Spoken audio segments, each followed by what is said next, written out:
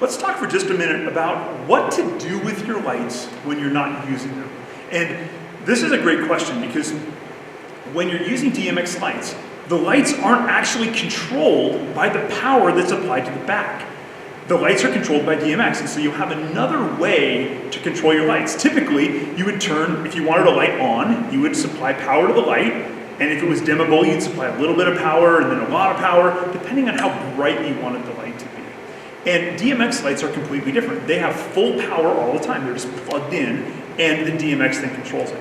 So I've seen this happen different ways. We actually leave our lights, because we don't have the ability to switch them off easily, our lights remain on. The power is applied to the lights all the time.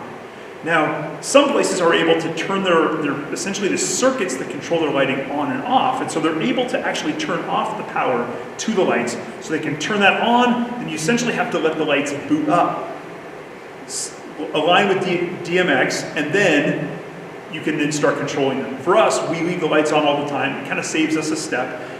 Ideally, we someday want to be able to turn those off, but that's where we are today.